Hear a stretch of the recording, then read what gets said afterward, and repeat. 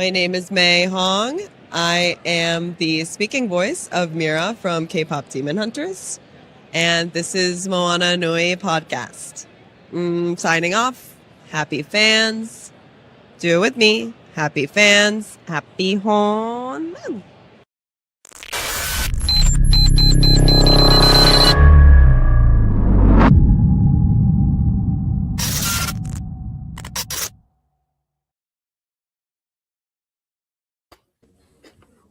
Good evening, everyone, and welcome to our January edition of Moana Nui After Dark presents Whatcha Watchin, our TV and movie roundup. I know this is the first month of the year. You're probably thinking, well, what's there to talk about? Trust me, there's stuff. There is plenty of stuff. As you see, my wonderful panel, everyone is back. How has everyone been since the new year started? Other than the otherworldly chaos that we currently live in, how was your own individual lives been with entertainment and enjoying stuff? I am not going to Starbucks because I got my own coffee machine, so I'm making my own coffee. I'm happy. Cool. Joy? It's been good so far. Life is great. I'm where I want to be and doing what I want to do. What more could you ask for? Teresa? Pretty good. Can't complain yet. Yeah. I don't like that yet part. It's very early. Very early. 11 more months to go. Right. Oh, Mouse. Keeping things copacetic. I am pretty fucking good. Life is good. Lots of good things on TV to watch. Nobody pestering me that I can't, no. Nobody pestering me. We'll leave that part out. But life is good. Life is good. Cool. You still ain't getting them flamethrowers. Hang on. Every day you get a little bit closer to us approving them flamethrowers. I just want you to know. No, you're not. Look, no, I'm in charge. You know I'm in charge. And I say you about 80% there, bro. Thank you. Why do you need flamethrowers? I don't care. Go buy them. Where they at? For the apocalypse. Do not encourage him. For self-defense during the apocalypse. Exactly. Oh, God. Sometimes You will not need use area them for of effect. self-defense. Chaos. I am a defensive person. What if you giving me chaos? I'm going to give you chaos back. So why should that go low, go high? If you give me chaos, I'm giving you chaos times 2. If you get too close, flamethrowers, boy, get down. So the things you're missing, Simone, is that you would be on our squad in the apocalypse. So we want you giving, energy times 2 back to whoever's trying to steal our goods and services and whatnot in our little village that we have created. That's what we're talking about. Oh yeah, get them flamethrowers because I'm samurai-ing it up. I got my samurai swords. You coming at me? You, and then I'll step aside. You burn them. I cut the heads off. You burn. You do. We work together. There you go. Although I think we should set them on fire before cutting the heads off because they need to suffer a little bit. Well, you want to stop trying to make me the responsible person in the room right now. It's not wrong, no. Like you want to set them on fire, then they're distracted from fighting back. Again, stop trying to make me the adult. And it sends a message to everybody watching. Right. Then you're taking my joy away. I want to kill them. Well, you know what? You can burn them after. Don't give me something to do. God, can I take at least a couple of their heads off before you burn them? Yeah, you know what? We should run a test and do a couple one way and a couple the other way. Exactly. And see which one goes. Okay, yeah. Market research. Exactly. Prototypes. The opinions and comments expressed tonight on air do not personally reflect Moana Nui or any of its other subsidiaries. I feel the need I have to say this. It is all in protection of the compound. No. Yes. You forget, I know you Negro. Stop trying to make me the responsible adult. See, because I gotta make it to that compound. So I gotta put my family in the car. Right. And I'm on the way. I'm doing whatever I need to do to get there. And then once I get there, I'm gonna be so riled up. And as she's coming, if anybody decides to try and grab onto the car and ride their way in, you'll turn them off the car. Exactly. When you get to the compound, the password is Killmonger was right. Can we get started with the show? Are y'all done now? Are y'all done messing with me? Well, we'll never be done with that. Right? You all are horrible, and nothing is right with any of you. Oh, I'm a Pam Grier it up. Yeah. What do you So, to begin for this evening, I feel like that's inappropriate. Yes, tag. because to me, it was a Game of Thrones last season. Wow, Where really? it was amazing, and then it came to the end, and I'm like, what the fuck? Is that how it ended? That was crap. That was stupid. I needed more than that. I was very disappointed in that ending. I was. Tell us how you really feel. I mean, I'm with you on this. Like, I liked it. I wasn't that disappointed in the ending, but it was kind of like, okay. Like, because they all of a sudden they're going through, graduating, having their little, foibles and whatnot, giving long speeches and everything. And then just kind of the little, I guess, cliffhanger, or they leave the door open, the real story is she's alive. Okay. Well, there is another series coming. But it's not with these kids. It's somewhere else with whole new cast. We don't need it. We're done. We're good. Well, Netflix has already given them the green light to go ahead and do it. So the Duffer Brothers are hard at work on the next thing in the Stranger Things universe, if you will. I will say this though. Aside from all the shenanigans and ups and downs of the season, one, I did thoroughly enjoy the final season. Yes, it could have been a little bit better. The ending felt like every John Hughes 80s movie that you can think of, because it hit every single one of those notes. Like you said, they could have been playing "Don't You Forget About Me" in the background. Hey, right. Hey. I think the only thing missing was Dustin walking away from detention, pumping his fist in the air, and someone holding the boombox. Like, those are the only beats missing. I felt, though, I will say this. I felt Linda Hamilton's character, Linda Hamilton, period, was just wasted in this final season, because what was her purpose? I told you what her purpose was. Was that the female nostalgia? That's all. Yeah. 80s nostalgia. I mean, I get it. The character was a throwaway. Yes. But they wanted Linda Hamilton in there for 80s nostalgia. They wanted to add her to the little list, the Winona Ryder, and then Matthew Modine and Paul Reiser, I think it is. It's just the 80s nostalgia people. I mean, we got enough of the nostalgia with all the great music they played. I mean, kids now know who put Molly Ringwald in this spinoff. Watch. Right. And John Cryer. And Judd Nelson. Just name the entire Breakfast Club. Right. We could get Emilio Estevez out of retirement. What the hell? Right? Just don't ask for Charlie Sheen. We don't want Charlie Sheen. Absolutely not. He's not Brat Pack anyway. He's banned from the set. So, we've all seen it. The storyline, if you didn't see it, and it's going to get spoiled. You already know the deal here. I didn't.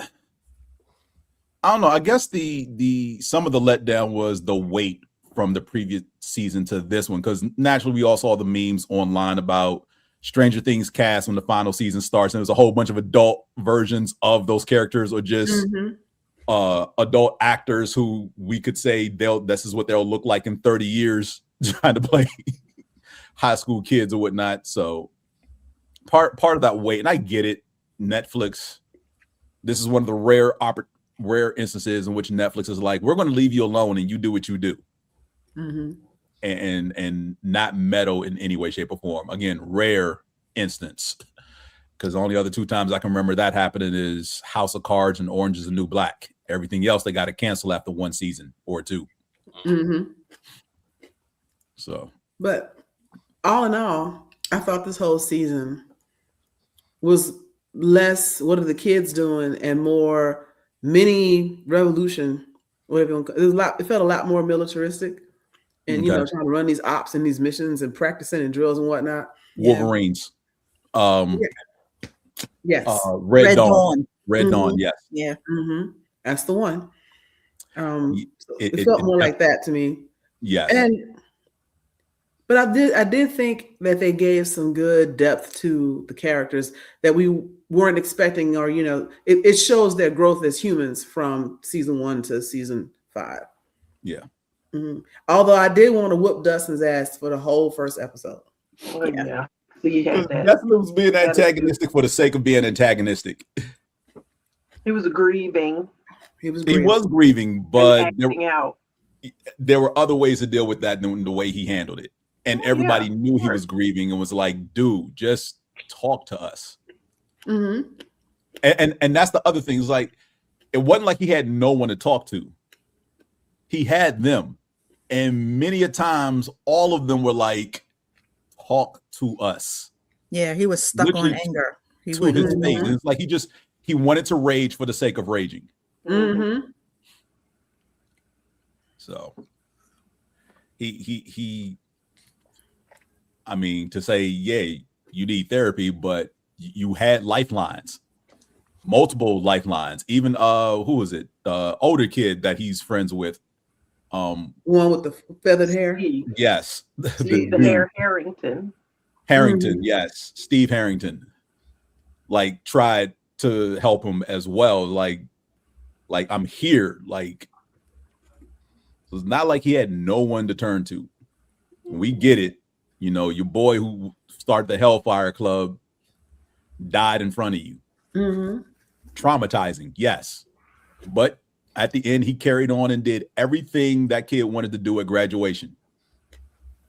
Strip off this gown, cap and gown, show the Hellfire shirt, flip off the principal while he takes his diploma, curse out the audience. He did all that. Yep. He did it for him. Yeah. Because he wasn't allowed to do it. So he got through it, but I mean, he didn't have to go this route. But I do think that the way they had him playing that character was realistic. Like, when people are grieving, they don't know how to show it. Anger is usually an acceptable outlet for guys, and so they'll act out with anger, and then trying to pull it on himself so that he can feel even more outraged. Like, he was kind of caught in that cycle. Yeah.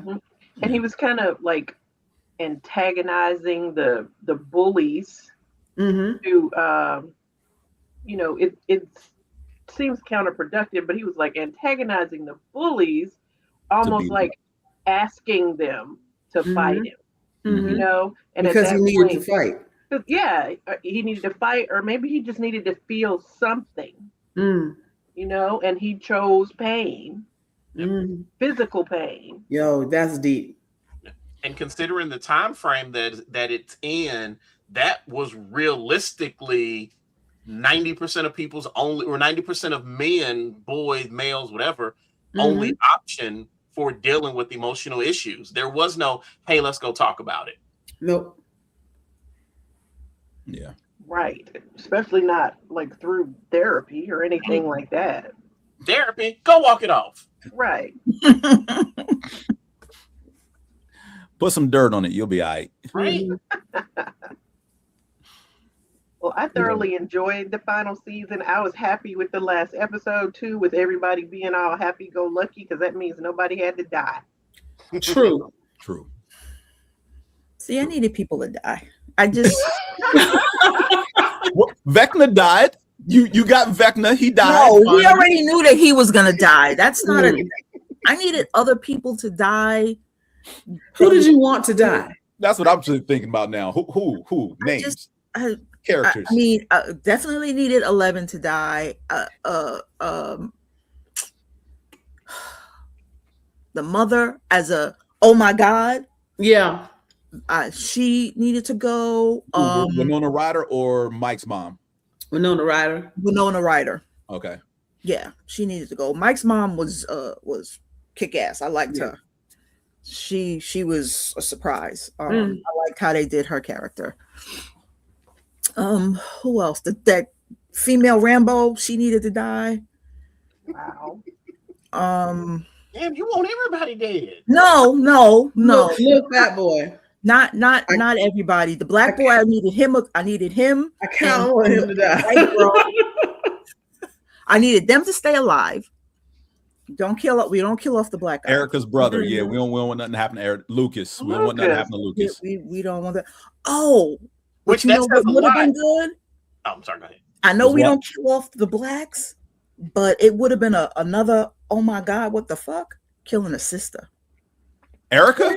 I would have boycotted. Nah. They killed Nah. We would have burned Netflix down. I don't want her to die. On the spot. I don't want her to die. I would have written a sternly worded letter. No. I didn't want her to die. I'm just saying that now you choose, in another universe. No. 616, that would have been a. But the thing that I love, notice how much more concerned we are about Erica dying than we are Lucas, which to me, that says a lot about her character development from her just being his angry little sister to somebody we actually care about on the show. And she only shows up for like 15 minutes across 3 episodes. Right. But she's smart. Again, yeah. The people who are in a woman is smart. They know what they're doing, and you don't want to listen. You want to listen to the fucking men.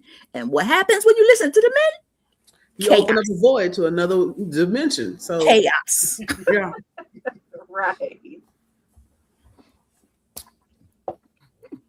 But yeah, I just needed a couple more people to die. Just so that they can grieve and really bond, and it would have been a better ending. I think they grieved enough with people who died in previous seasons. And they grieved damn, I can't remember the number. I went 6, 7, 11. They grieved 11 because she wasn't, she wasn't die. There. They don't know that. She wasn't there. They thought she died. No, she needed to die. She needed to die. We needed to see her die. The knowing that she was. Well, technically, we did see her die. See her die. We did see her die. We just know she's not dead. Big difference. We saw it. Yeah. I needed more emotions. I needed to cry. I needed to feel. I needed to be angry. I just needed more. You want to be angry? Mike's younger sister, right? Let's talk about how those kids beat her ass, and then at the end, she playing D&D with the same kids. Oh yeah, a little demon child. Mm-hmm. The one who was able to get free of Vecna, like right. Who's Luke's girlfriend? The redhead chick was helping her get out. Holly, yes. So she realizes this is all fake. She's trying to tell them it's all fake, and they're like, why are you being this way? Threw her downstairs and had a step show on her, and then she want to invite them over to the crib for D&D. I know one thing. I don't care if it was in our minds. Henry. Yeah, I don't care if it was in our minds and Henry, coerced you or whatever. You had a mind of your own to make a decision, and you mentally threw me downstairs and stomped the ish out of me. I am not inviting you to my crib to play Dungeons and Dragons. Vecna did not plan that ambush. Them kids did, and I wouldn't talk to not nary one of them again. That part. Persona non grata. I'm smacking site. you on site. Everywhere we go in the world. On site. Like just 5 fingers to the face. Mm-hmm. People be asking you 30 years later, why is that person smacking you? I stomped on them when we was kids and they still haven't gotten over. You damn right I haven't gotten over it. You will deserve it 30 years into the future. Smack. Mm-hmm. Kind of like Tracy Morgan and his bully from way back when. Yes. Because no, this is not a kumbaya moment. Not a kumbaya moment. Like, No, I mean, hell, they even forgave the bully. He turned it around.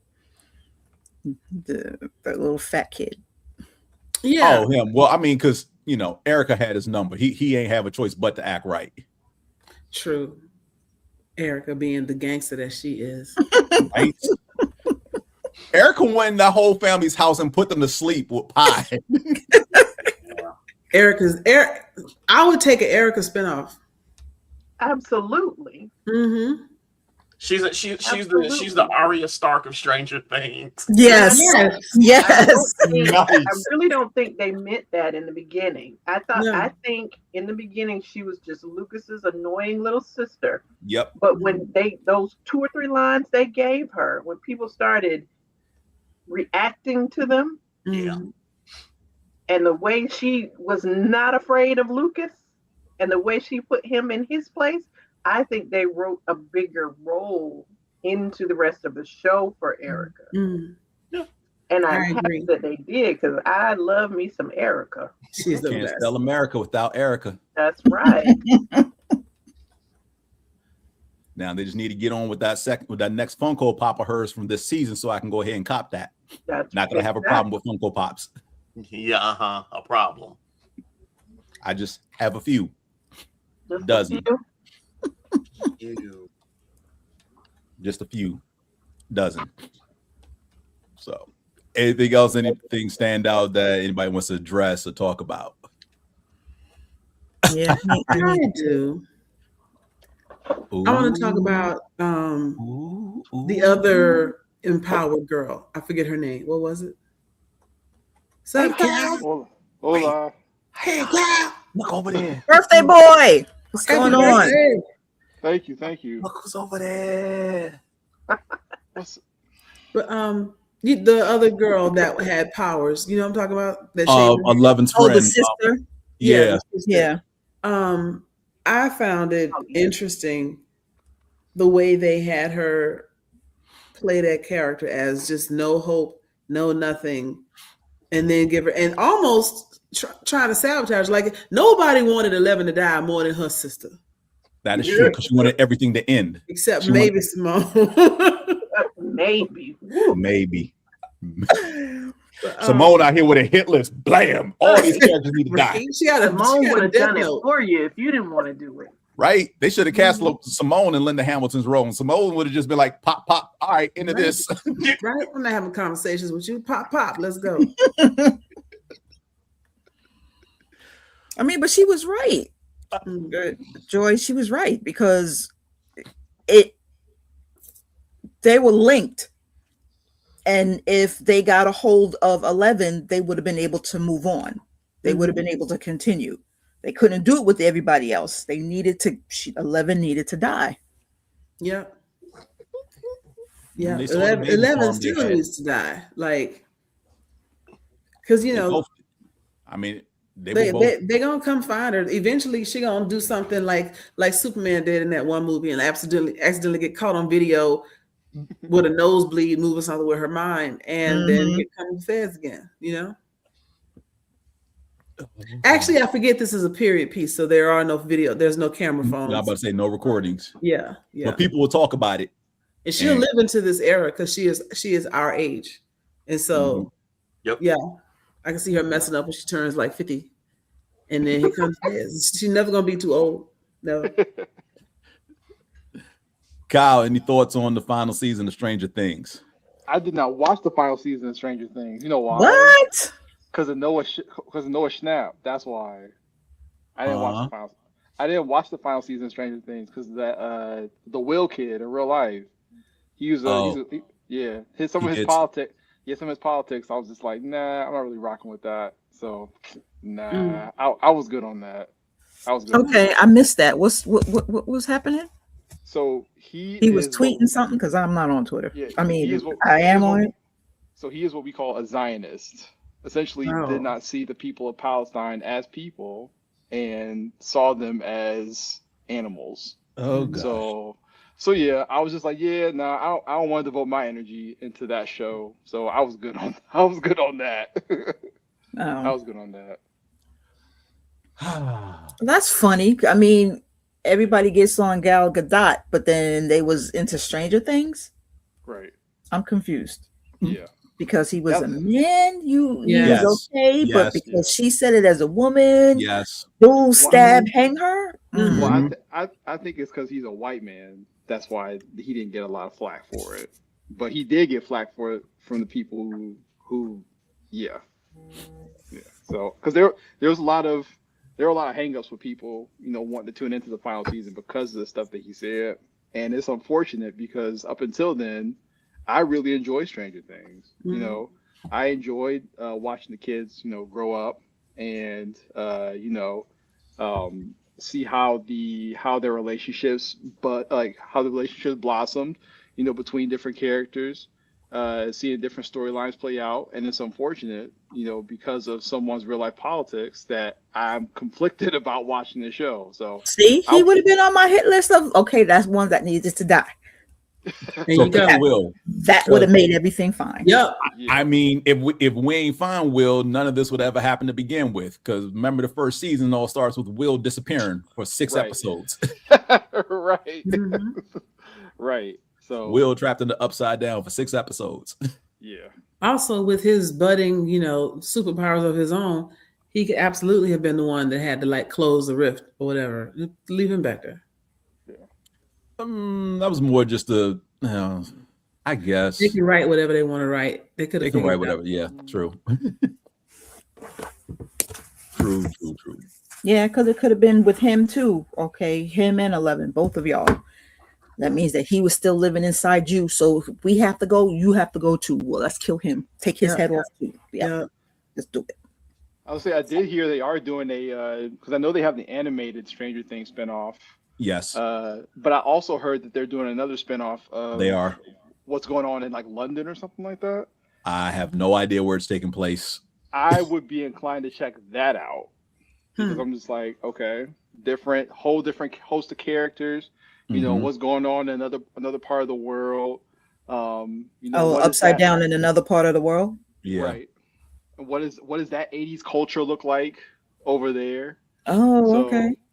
So yeah, I'd be interested, especially in the 80s London, punk, how how prominent that would be. I'd be down to see something like that. And then wondering if they're gonna not bring them in, but reference what happened in America. Okay.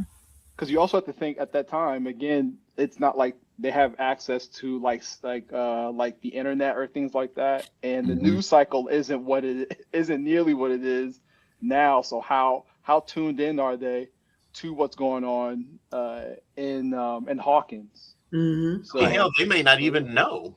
Right. Yeah. They might not even This know. wouldn't have They don't even know that Hawkins exists as a town. Right. Yeah. Right.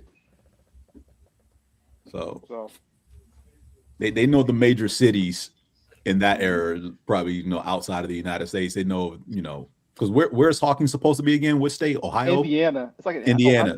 I think Indiana. Yeah. So yeah, Indianapolis they would know, but Hawkins, what's that? Bro, they wouldn't know Indianapolis. The only way I could possibly see them knowing about that, because if they're going that punk route, I wonder if pirate radio was a thing associated with punk, and pirate radio was a thing that spanned the globe that a lot of people had access to. So maybe that's a way you can, because if the mainstream is trying to keep something like that on the hush, it would be rebellious for you to know about something that's going on in Hawkins across the pond. So that would be pretty dope. Yeah, because the military in this final season, they did pretty much block a lot of communication in and out of Hawkins. And the local radio station that they were running, pretty much they were secretly passing messages through the various songs they were playing. Yeah. Yep. Yeah. So the illusion is already there. Netflix, if we hear any of this in the next season, we need our bread. We need our bread. Run me my money. And you're welcome. Stealing bums. We talked about stealing last night. Man. No, I mean the internet was invented in the 80s, so that is true. Yes. Unless they had somebody who was a geek. Yeah, but back then only military had access to it. Mm-hmm. Well, in government. So yeah. No, I had my little computer. What are you talking about? You had the phone coupler modem. The I'm not game modem. military. I had my little Apple computer. I wish I still kept it. Okay, shall we play a game? Exactly what I was thinking of.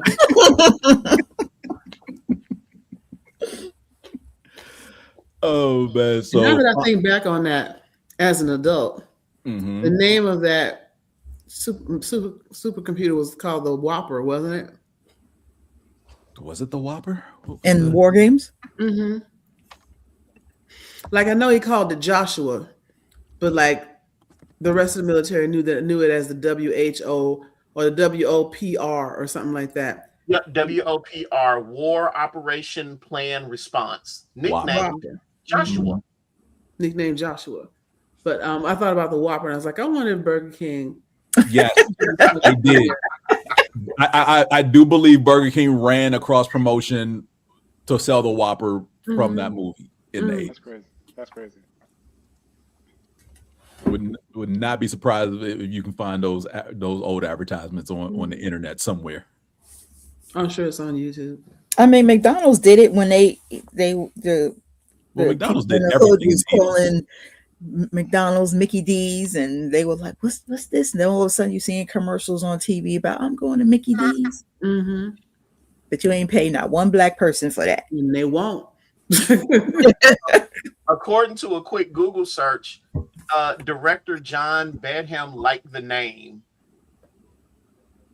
Like he liked the name that it was a Whopper. Yeah. Okay.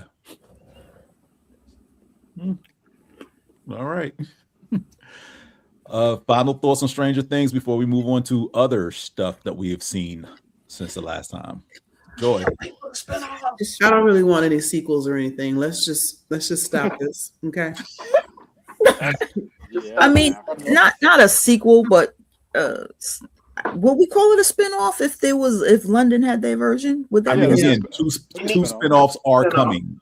It needs to be a franchise. I'm firmly in the opinion it should be a franchise because we've already seen on the show that 11 is not the only person with powers. Hell, her name being 11 lets us know that she's not the only person with powers. So yeah, because Vecna was one. Need a sequel to this? No. I personally would like to see it become a franchise to where, there are bases, maybe other bases in the United States or other bases around the world. Because the main one was in Russia, so they could have escaped. And you're right. We can have one franchise that's in the UK and then another one that's in Asia. That's fine, but they got to be good. Oh yeah, absolutely, yeah. Bullshit. Teresa, it's good or else they die. I was gonna say that, but I'm glad you. I know you were. just kill him dead. Hit Squad over here just want to kill off every character in the show. Right. Need a scorecard to see who's still alive. That makes you want to come back. That's why I love Game of Thrones. Right. Killing all my favorite people. I didn't know who was going to die. Killed everybody. Game of Thrones, I knew who was going to die from the first episode. I saw Ned Stark and I was like, Sean Bean is going to die. Always dies in everything. Yes. Always dies in everything. Kyle, final thoughts on Game of Thrones as a whole, even though you didn't see season 5. Oh, you mean Stranger Things? Oh, yeah. Yes. Stranger Things, great series. Like I said, will not be watching season 5, but if they do continue to do spinoffs, I'll be interested to see if the Duffer Brothers are attached to writing that, because I know they were kind of spent writing after season 1. So I'd be interested to see who they get as a writer for those spinoffs. Yeah, I hope they're good because that's one way to kill a franchise is to have some. Were they the ones that wrote this last season? Yes. Yeah. Okay, so then they were tired because who is it? There's you a ain't YouTube missing nothing, video. Kyle. There's a YouTube video out about the journey the Duffer Brothers had went through from them coming up with the core concept for Stranger Things before it was Stranger Things when they were like teenagers. How we got to this point and how many different studios they took this to who pretty much told them no before they got to Netflix. That's crazy. And yeah, some of them were network stations. They did take this to like ABC and CBS and they got turned away. And all of them networks, you never fucking. When are y'all gonna learn? You know what'd be crazy? When are y'all gonna learn? Every time you say no to something and it's big, it's because they were new and they hadn't done anything. Like they tried to they polished it up from when they were teenagers to when they were in film school and college and whatnot. Tweaked it again in grad school and whatnot, and then shopped it around, and studios weren't interested again because no one knew who they were. And that's always a thing. It's like, you're new, we don't know you. Like, we taking this meeting with you, but we don't think this is going to hit. Also remember, this is kind of it's a 80s sci-fi type thing, and sci-fi on network TV, it is not working right now because they don't know what to do with it. Well, I mean, sci-fi is already such a very specialized genre. Yes. When you've got a specialized genre being taken on by a bunch of unknown people, you don't see the money coming back from that investment. Right. So I get why they passed on it. I personally think it was a bad idea, but from a strictly financial position, I get why they did it. Yeah. But for us, I think it's a good thing that they did, because a network show wouldn't have been nearly as good, I think. Right. They would have had to tone down a lot of stuff. Like Erica said, certain situations call for a certain amount of cussing. Right. I'll be interested because what's funny, because you guys were saying like they shot this around different networks. If they shot this to somebody like an HBO early on, and if HBO passed on that, that's so funny because this show has pretty much helped to make Netflix what it is. Right. Netflix turned around and bought out HBO and Warner Brothers. That's crazy. That would be crazy. Yeah. Yeah. But yeah, I don't think HBO would have said. I don't know if HBO would have turned it down if they got the chance to actually talk to him. Because like I said, Netflix is pretty much like the end. Like they were about to give up before Netflix. And because I think the video that I saw pretty much said that they pretty much only went to like network. So, your Fox, your CBS, NBC, ABC, whatever stuff like that. So I don't know if they even got to HBO. Yeah, I think it would have worked. Point, if I was a writer, I wouldn't even go to the damn networks. I'd be going to HBO. I'd be going to Netflix. I'd be going to all of them before I go to fucking these damn networks now.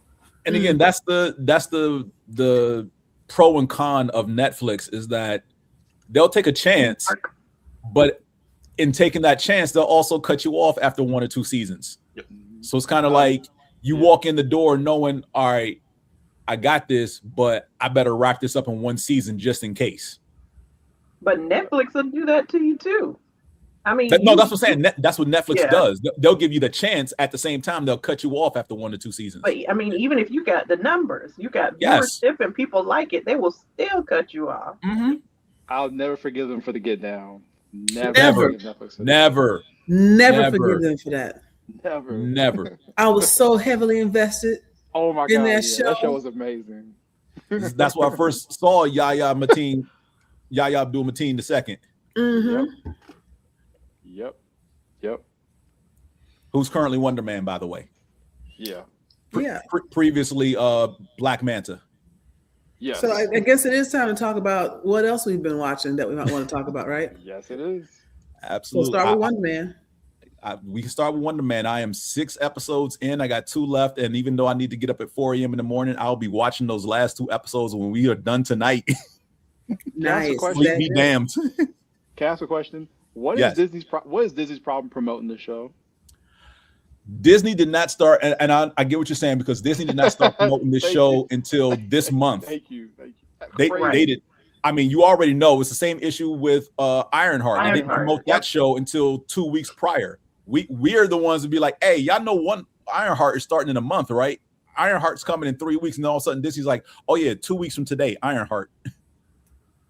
Yeah, I totally forgot it came out on the 27th. Mm-hmm. I know it was coming out at the end of this month. But all of the reviews apparently are great. All of these, the New York Times, everybody is like, "Oh my God, it's amazing." It is. What?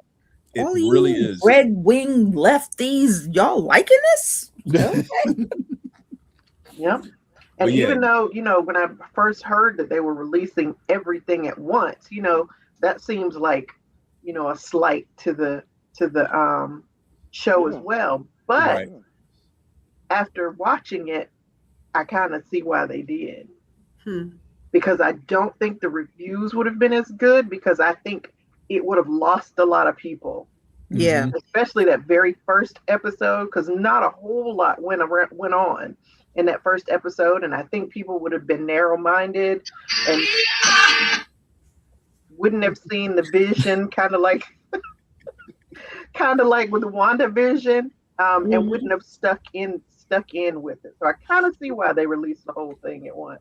Yes, Lord August, we're talking about Wonder Man. So I haven't started it yet, but with Abdul Mateen and Ben Kingsley headlining the show, you would think those two names would warrant a certain amount of, hey, we got these two big superstars. You should probably watch this. So this is what Disney's advertising plan was, and it was dumb. There were no actual commercials promoting, like I said, promoting this show, like actual 30-second commercials pushing the show until right after the new year, right? Crazy. The only thing online was in-world interviews and interactions between the two characters played by these two men, Ben Kingsley and Yahya Abdul-Mateen, that dropped on like IG and maybe, Facebook or something. And those started around Thanksgiving. Yeah. But they were everywhere. Right. But they were so under the radar, though, that unless you were actually on social media for them to pop up in your feed, you would have never saw them. Because the first one I saw was like the week of Thanksgiving, and it was basically them in character talking. So Trevor Slattery talking to Simon Williams.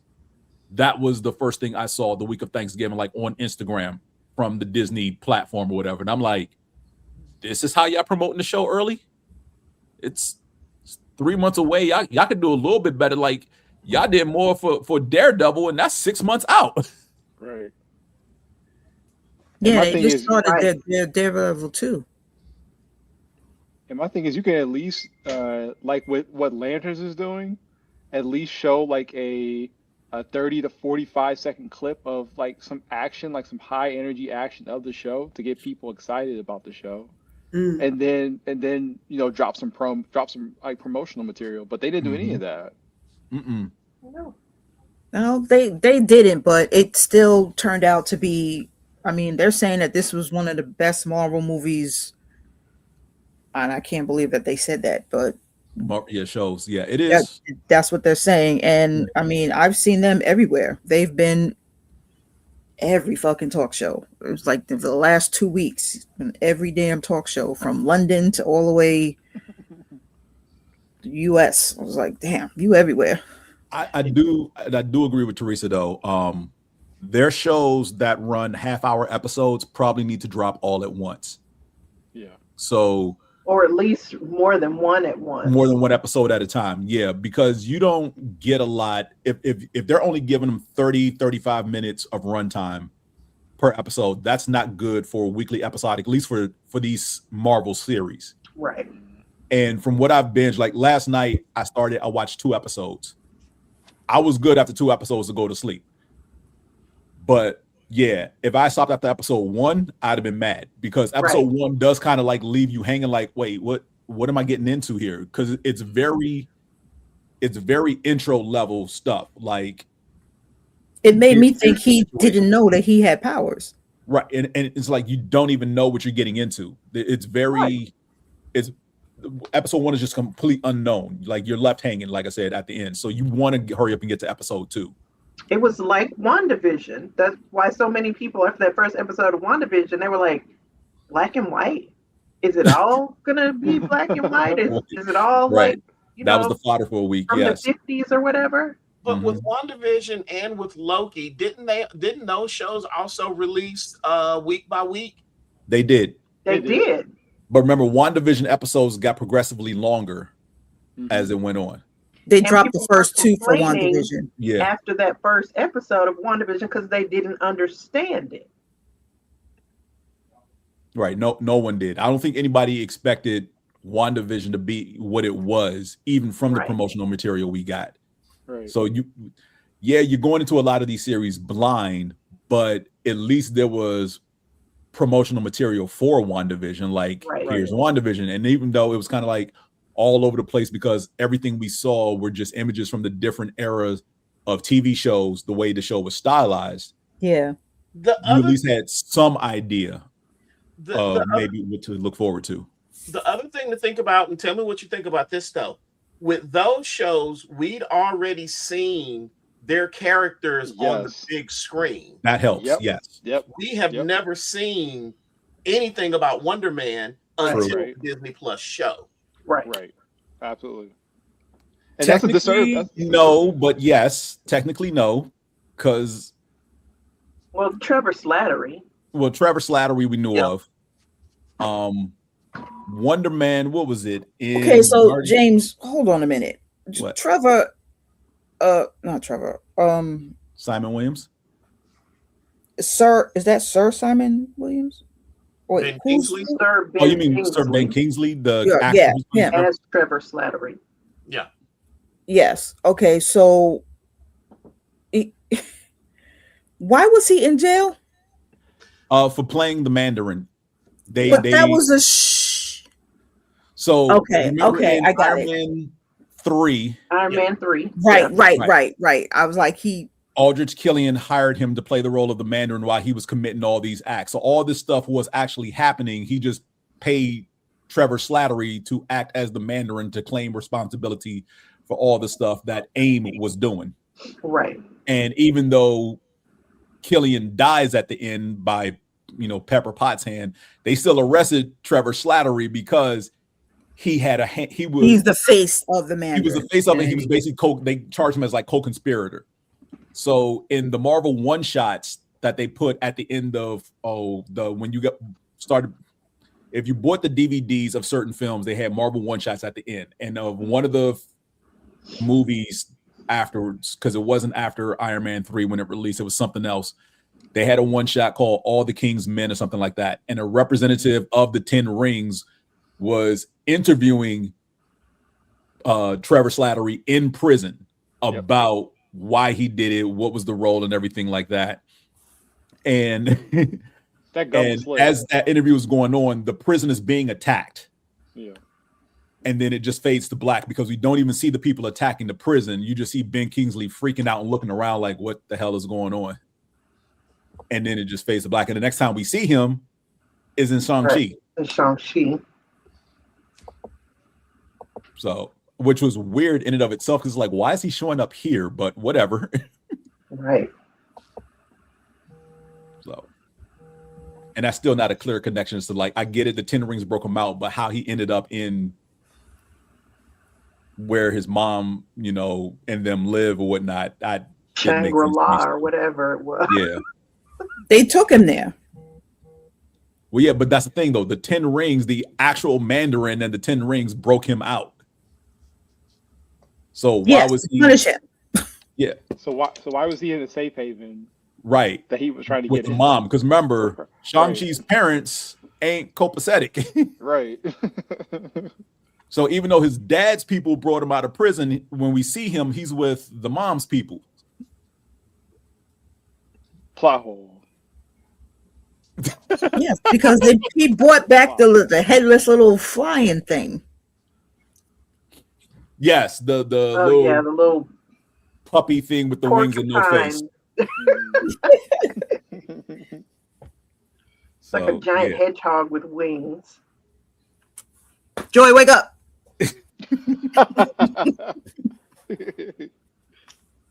What are we talking about? I was knocked out. What are we talking about? No. Go to bed, Joy. You tired. Oh my gosh. No. Go on, go to bed. All right. I feel her pain. I do. It's been a long day. Episode 4.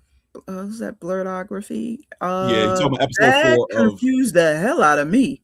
Yeah, we're not going to talk about it too much. We're going to talk about it because again, it just came out. We want to go in depth next month, but right now we're just acknowledging we have seen it, what to look forward to.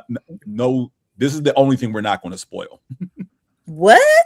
We're not spoiling Wonder Man. No, I haven't finished. It came out last night. I'm about to say it just came out last night.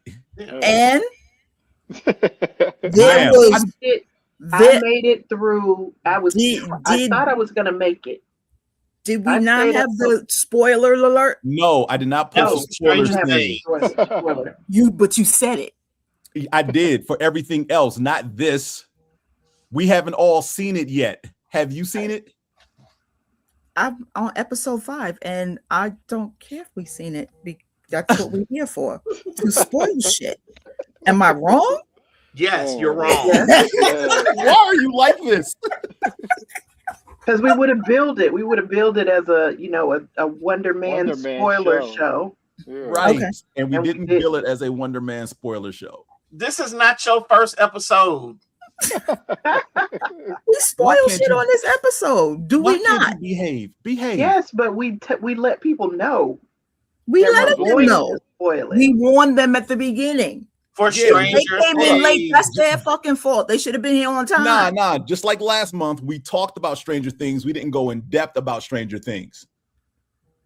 But we still spoiled some things on Stranger Things. No, we did not spoil anything on Stranger Things last month, other than the fact that it came out, how many episodes each of us has seen, and how much we were liking it thus far. That's about it. So Kyle. Yes. Superwoman, Supergirl, super whatever, that drunk. The drunk one at the end of Superman. Yes. Do you like that?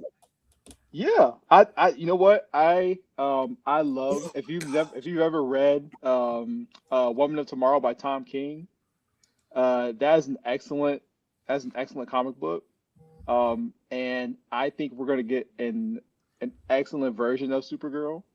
I'm interested to see, because we are getting lanterns, and if they do explore the emotional spectrum, I am praying that we get Supergirl with a Red Lantern ring, because anytime she gets a Red Lantern ring or is exposed to red kryptonite, she is OP. So yeah, I'm excited for Supergirl for sure. Of course you are. Shocker. I know you on my side, Blurred. I know you on my side, but to keep the peace, I'm going to keep the peace. Let me finish. Because you can't spoil it anyway. You're not finished. Yeah. I could spoil it. Right. I can say everything up until what I've seen. Yes, you could. Behave. Peace. I agree. I will not behave. So we will do Wonder Man in depth next month. Okay, and that's what we will do. Thank you. Never act. How would you like my spoiled free Ren because you haven't seen the subbed episodes yet? I don't care. I was about to say I don't think she would really care. She wasn't real excited about those first 2 episodes. I need to know, because then I like to go in knowing, okay, so what episode is this gonna happen? When you tell me stuff that's gonna happen, I like spoils. Depends on what I'm looking at.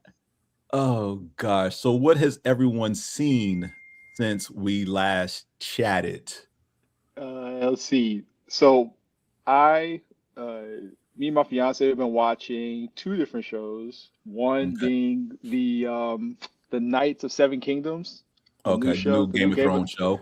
Man. I forgot that's out. Big departure from what from what we typically have seen as far as Game of Thrones. As far It's as a comedy, right? yeah, it's more or less billed as a comedy. Yeah, it And looks like foolishness. That's why I watched it. It's great. It's really good. So I am not I refuse to watch one battle after another. Uh, but no, You Game of too? Thrones.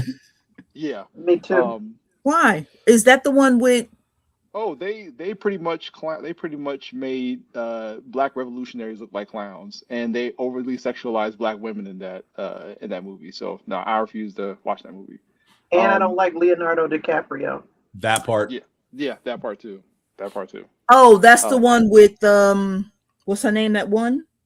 Taylor. Tiana Taylor. Tiana. Is that the one that she won her Golden Globe? Okay. Yeah. Mm-hmm.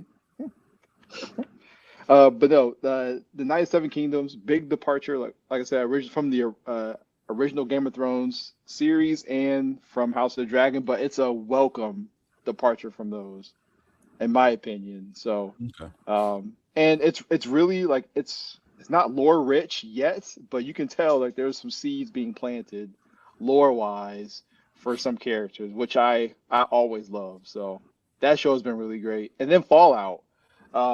Fallout season 2 has been incredible. I have not started that. I forgot that was out. I didn't finish. I saw the first one. I need to go back. So when you guys were talking about releasing all the episodes at once, so Fallout season 1 did that. They did that, and I loved it. And the ratings for that were like super high, which is why they got season 2. But season 2, they've been releasing episodes week by week. Then I'll wait. So their ratings have been dropping a little bit, but their viewership is still there. But this season is awesome. Walter Goggins is putting on a masterclass as far as acting. I still hear him as Uncle Baby Billy from Righteous Gemstones a lot of times. But yeah, but yeah, that show is awesome. I definitely would say check that out. You can stream all season 1 now, then season 2. They release the episodes. Usually they release on Wednesdays. Okay. Because viewership has been really positive, they released the episode early yesterday, and then next week they're releasing the episode, which is the season finale, on Tuesday as well. So. All right. Yeah. Mm-hmm. Binge I have next to week finish when I'm home. season 1 first. Yeah. Yeah, because first season was better than because again, I've never played any of the Fallout games. I knew the subject matter and everything, but I like going into things where I have no knowledge of source material because I find that I enjoy it more and I can easily turn my brain off to just enjoy what's in front of me, whether it's, I have a dearth of knowledge of a particular comic book character or something in sci-fi and here's this new thing and it's like, wait, how does my brain starts trying to connect dots whether they exist or not. Right. Yeah. And I don't like that sometimes. Season 1 was good. And I never played Fallout, but I got it and it made me want to play it. So, I don't go that far. they are I think they have an announcement that they're announcing on February 2nd, which I think is the day of the finale, that they might be remastering Fallout 3 for like up-to-date graphics. I would play. That's an excellent game. Okay, cool. Probably the best in the series. Mm-hmm. Cool. All right. Furious, what you been watching? I have been watching mostly sci-fi. I've been watching Foundation on Apple TV, I only caught like one episode and then I got sidetracked, but a new season is starting soon, so I've been playing catch up. It's an alternate history where Russia beats the US to putting a person on the moon. Oh yeah. There are some other downfalls that we take in the show, and it's I didn't think I was gonna like it at first, but it has been a very pleasant surprise. If you like alternate history takes. And I like it because it's not an alternate history of like 300 years ago. It's an alternate history of maybe 100 years, not even 100 years ago. So it's really cool in that respect. I've also been playing catch up on Star Trek Discovery. Okay. leading into Starfleet Academy. And Star Trek Starfleet Academy, if you are a Star Trek fan, you should be watching Starfleet Academy. Only 3 episodes. Excuse me. Only 3 episodes of Starfleet Academy have come out so far, but it's a very interesting take because you get to see what is life like as a cadet and not as a seasoned ship Starfleet graduates, not a crew member and a graduate. And it's some people have been calling it the 90210 of Star Trek because there are nothing but pretty people. Okay. And you know what? Everybody who's if that's how people want to describe it, that's fine. I don't really care because we've never seen this side of Star Trek before. So to me, it's really cool because as you have seen in Discovery, they are now so far into the future that there is no Starfleet. No, it is not the Breakfast Club. No, it is not the Breakfast Club. Not even close. No. But they are so far into the future that they don't have to abide by any of the historical Starfleet lore. They get to tell their own story. The only Starfleet lore that they have is every now and again, you'll see names that you recognize from previous Star Trek shows, and they will have areas of Starfleet Academy dedicated to them for, exemplary service. Like there's one that I forget what it was, but remember Boothby from Generation? The groundskeeper, yes. There is an area of the grounds that is dedicated to Boothby. Nice. If you on that wall, the memorial wall that they showed in the first season had everybody's name on it. Yep. And if you watched Star Trek Enterprise, there is an atrium, if I'm not mistaken, an atrium dedicated to Hochi, who was the linguist specialist on Enterprise. Okay. Yeah. So they do a good job of, we've got all these people that you remember from way back when. We're not going to focus so much on them. We'll just dedicate different things to them. Gotcha. And again, getting to see what it's like being a cadet. A mild spoiler. They also introduce, and again, this is something that's new to me. If it's existed in other Star Trek lore, I didn't know about it. But the War College. Oh. So in it, you've got Starfleet Academy and you got the War College all sharing this communal space as they do the things that they do. And it's interesting because I'm wondering if the War College could potentially lead us back into having Section 31 again. Oh. I don't know that that's what they're going to do. But again, you've got Starfleet Academy and then you got the War College. Gotcha. So that's just been an interesting dynamic. And the first couple of episodes felt a little off to me, and I couldn't figure out what it was that was off until I got to the 3rd episode. And it's because this is a brand new area of Star Trek. So had you just given me this show and called it random sci-fi show in the future, here are the cadets, I wouldn't have thought anything about it. But you've attached the Star Trek name to it.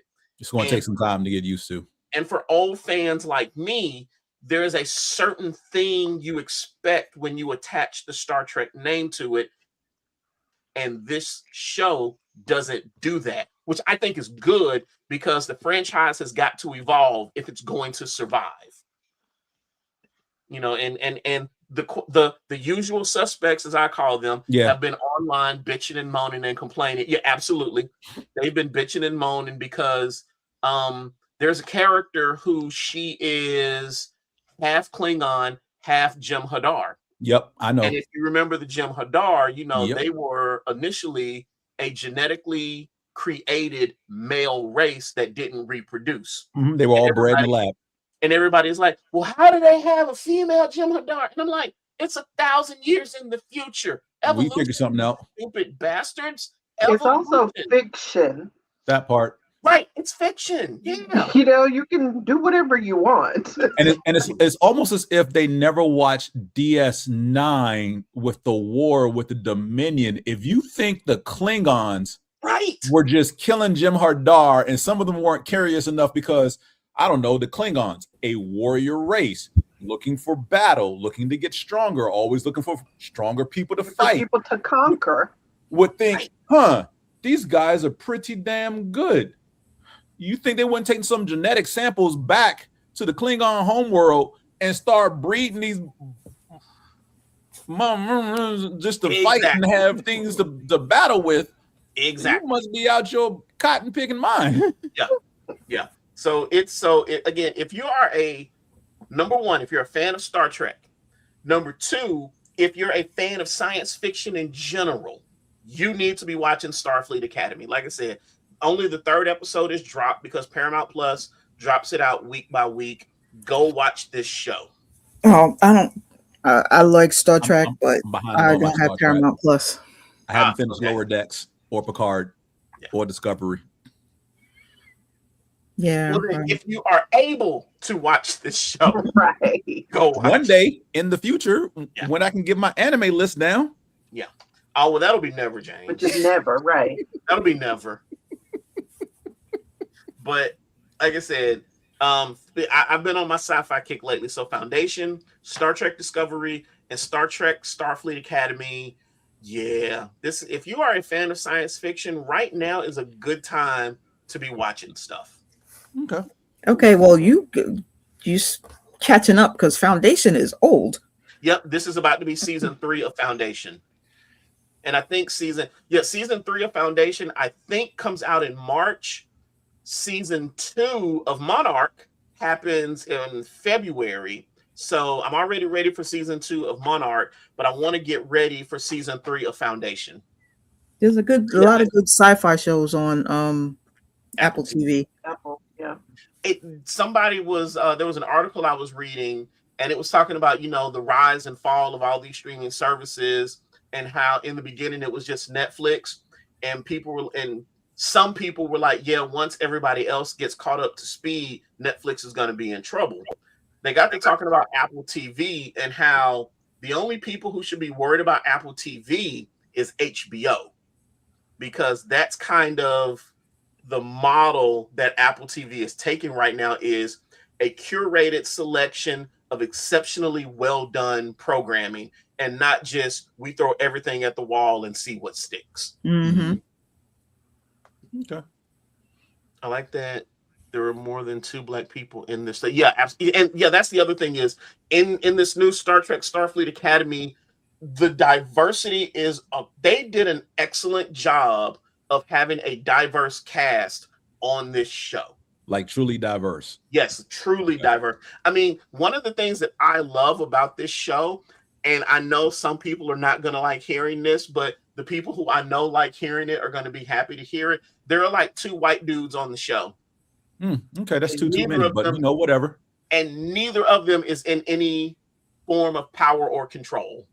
No, I take that back. One of them is. There's a white dude in charge of war college. Oh, yeah. But the other couple of white dudes on the show are like cadets, and they're not even, like I said, like main characters. Yeah. The diversity on this show. Though. Yeah. So again, they did a very good job of having a truly diverse cast. Cool. Because you've got Holly Hunter as the captain and chancellor of Starfleet Academy. You've got, I can't remember what her name is, but she's the character who's half Jem'Hadar, half the comedian, the British comedian. British comedian. Mm-hmm. I know you're talking about. She is on the show in an openly in a relationship with the lady who played the engineer from Star Trek Discovery.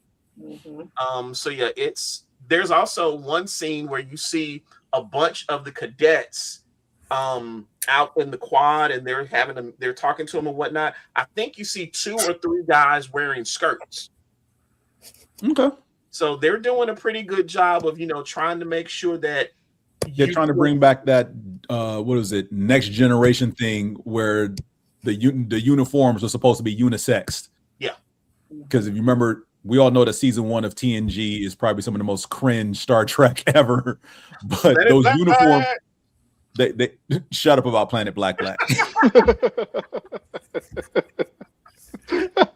But if you remember the pilot and the first 2 episodes after, because they pretty much scrapped it after those 4 total episodes, but the pilot and the 2 episodes afterwards, you do see men walking around in the long skirt, like, onesie skirt thing that they were trying to make a thing, and it never really caught. So. Yeah, Blurred, you need Apple TV. You need it. Watching C made me get Apple TV. And after I watched C, it was like that kept me. I was like, I'm not getting rid of it. I didn't care for her acting in Bob Hart's Abishola, but I love her. She's essentially a drill sergeant. Yeah. If you've ever seen her do stand up, think of her doing stand up as a drill sergeant. Mwah. All right. Teresa, what you been watching lately? Interestingly enough, I just started Foundation as well. It was on the suggestion of a friend, the recommendation of a friend. So, and I really like it too. Not that friend, a different friend. But I'm only like, I'm not gonna tell y'all to watch that. I was watching freaking 3 years ago. I need y'all to catch up. She said we're late. Who was watching C? I was watching that. I'm only like maybe five-ish episodes in, so it's kind of a fill-in when I need something to watch. The stuff that is new this season, that's like 1 episode a week that I've been watching. Starfleet Academy. Will Trent is back. I love Will Trent. And The Pit is back on HBO Max. They had a phenomenal first season, and it's still just as good. Is that the show with Noah Wiley? Yes. Mm-hmm. Okay. And along with those, on Sunday during the ice show the ice storm that never was, I binged the entire season of It, Welcome to Derry. Cool. What you think? I loved it. I was pleasantly surprised because I have always loved horror movies since I was like in middle school. I started reading Stephen King in middle school. But I have noticed as the older I get, the more chicken I become. I used to be able to, my room was in the basement when I was in the high school. I would sit in the basement by myself in the dark, lights off, watch any kind of horror movie you could think of, and then get up and go to bed. Now, I made sure I started Welcome to Derry in the daytime with the blinds open. Of course, by the time I finished it, it was dark, but I have realized that it's not as scary as I expected. The last It movies, I haven't even seen the second one because the first one scared the bejesus out of me. So I was afraid the series was going to be the same, but it's not that bad. It's more like story driven than scary driven. So I really enjoyed it. I was gonna say the interesting thing about that show. So the finale, where you find out that its perception of time is way different than we typically think of. So him going back, because like season 2 takes place in the 30s, season 3 apparently is going to be taking place in the teens, like in the 15 or the early 1900s. So they're going back in the 27-year cycles? Correct. Because the entity It essentially is going back in time to try to, okay, I messed up. Those kids in the 80s killed me. So I'm going to go back and try to take out their ancestors. Yeah. Right.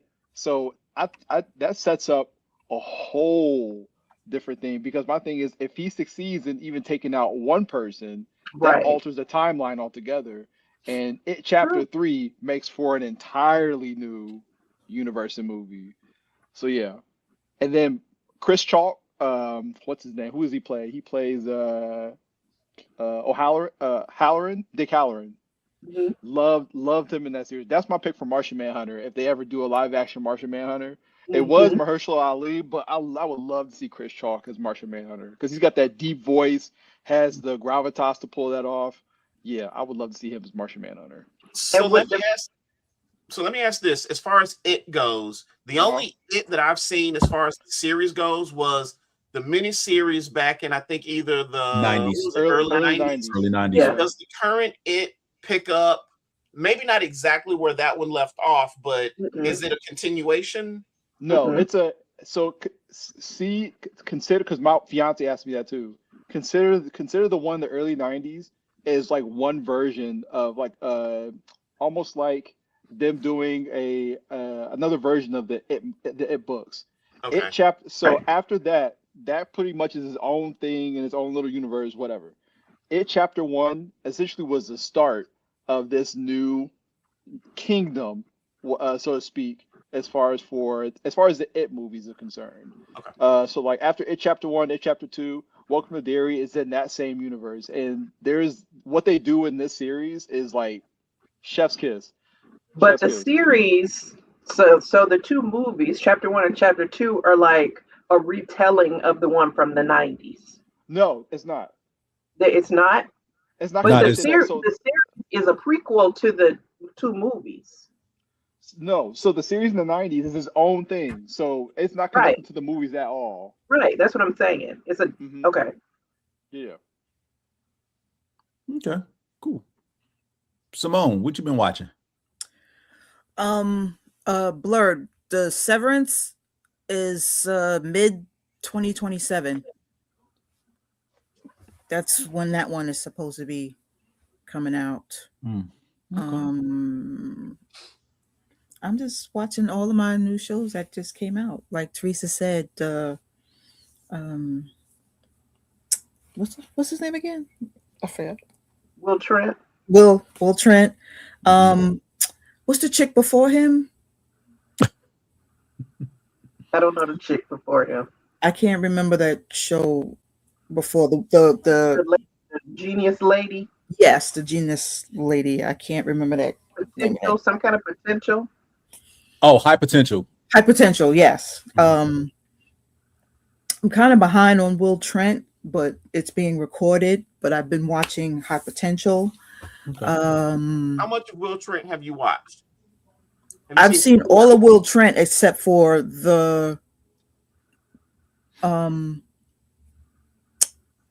last two episodes. What happens in the last episode that you watched? Oh, I watched was last week. The last one that I watched was they thought that he died in the car. Okay, so you haven't finished that. Okay, now I'll ask you next time then, because there's something that happens that I want to ask you about, but it sounds like you haven't gotten there yet. No, I haven't. Because that was a part 1. I need to do the part 2. Yeah. I'll ask you next. I'll ask you next time then. Never mind. Sorry. Yeah. I need to do the part 2. Because I just been stuck on High Potential. She's just had me captivated, and that one just got me. I know the television was on when they was doing the dance scene for Will Trent, and I was like, I don't want to watch it. And I walked out of the room because he was like, I'm diplomatic immunity and you can't get me. And, I was like, okay, let me get out of the room because Will was about to say something smart and I'm going to get stuck on this. And then I have to watch the whole thing. So I walked out of the room. Will Trent has been a very good hit, a show that to me has been a sleeper hit because I was not expecting it. Will Trent is really good. It is because he's a genius, but he can't read. He's dyslexic. Oh, he's dyslexic. Okay, he's dyslexic. Like, if you've ever watched Monk, Yes. Yeah. But see, He's on the Monk is different Right. because Monk is on the Monk spectrum. just has a bad OCD. Yeah. Will Trent doesn't have that. But yes, it's like him and Monk are cousins. Similar in the way that their minds work and the way they attack problems. Yes. Because they don't think like everybody else. Right. Okay. Yeah. Cool. And then just a little bit of all episodes all over the place. I'm trying to see all of the new stuff that's coming out on who was it? Kyle that was talking about the new Game of Thrones one. I need to watch that. I forgot that came out. I need to do that. Catch up on my shows on Apple TV. I'm just so behind on everything. Life be lifing. Yep. Yeah, life be lifing. Yep. Life be lifing. Well, now that there's only one football game left this season. Oh, who you you know what's so funny? Wait, before you go on, how they comparing Cardi B to that other stupid chick? Oh, she got her gold card today. So apparently this has all been for a reason or some nonsense. So yeah.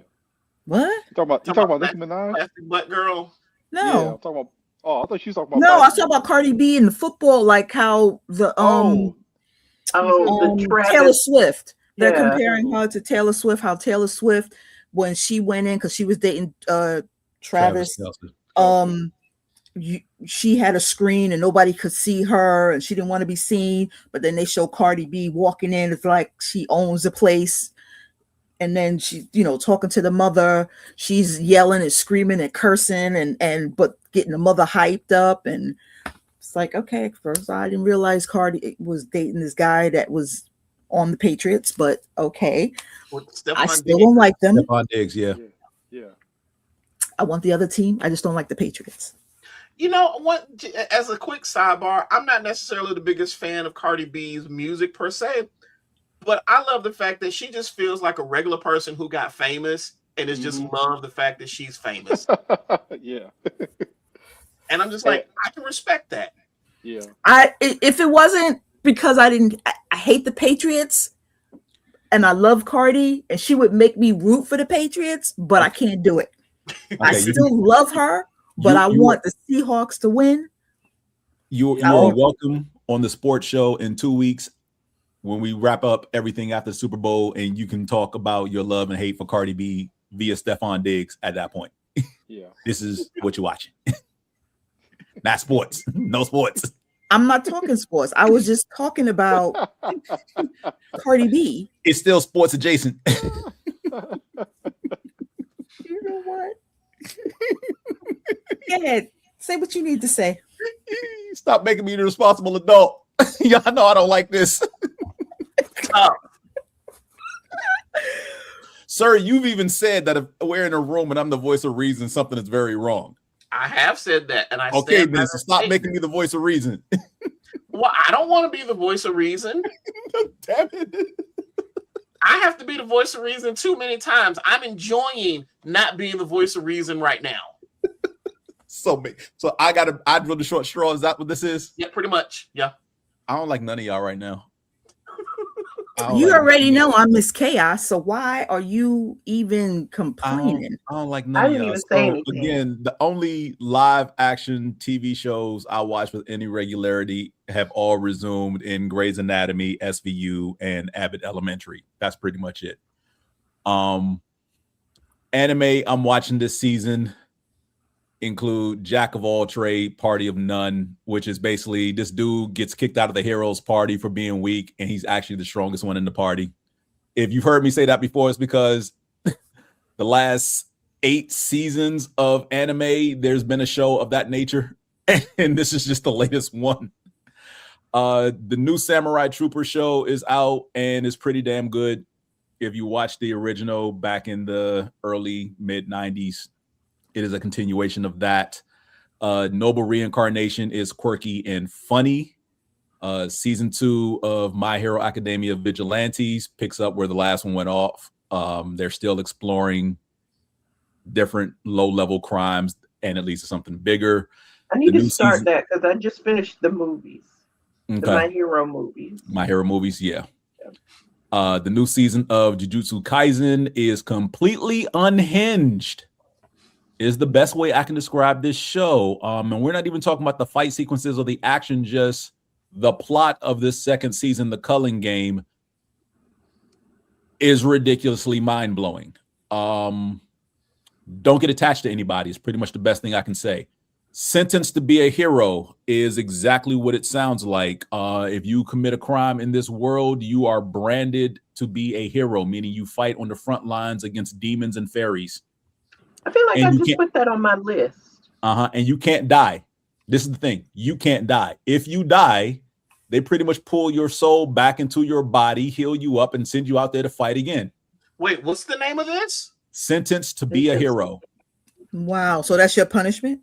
That's your punishment. You fight on the front lines as a hero. And to be a hero is nothing to be proud of. You are ostracized by the rest of society, even though society is losing ground to the fairies and demons because these things keep wiping out every piece of land they come across. But it is a very, very well done show so far. It's only been 3 episodes. The first episode is an hour long, so be prepared for that. But yeah, I'm enjoying what I'm seeing so far and looking forward to see where this goes, considering how early it is. You'll have to wait a couple of weeks before dubs start. Okay. James. Yes. Question. Have you heard of this? Have you heard of this show called Reborn as a Vending Machine? I Now Wander the Dungeon. Yes, I have. I refuse to watch it. What? You refuse to watch? Something that you don't want to watch with a name that's like a mile long? What?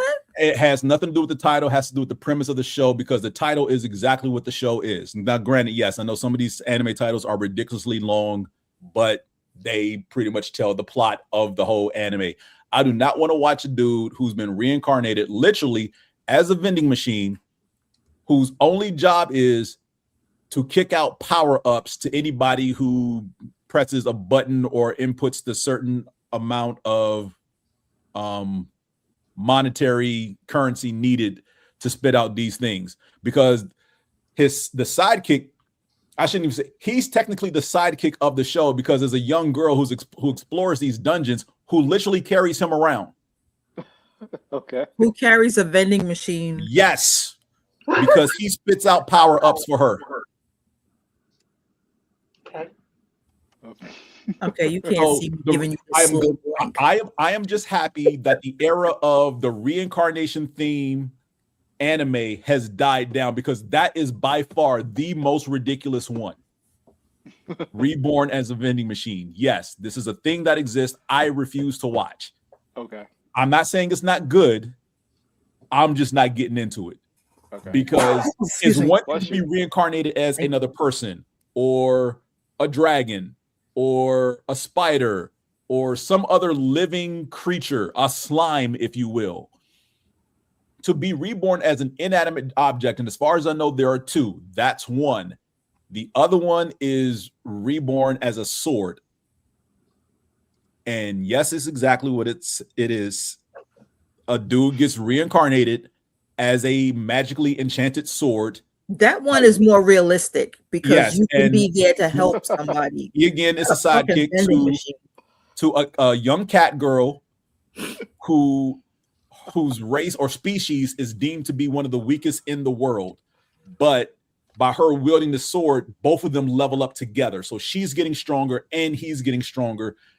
And not only is he getting stronger, he's enhancing her magic.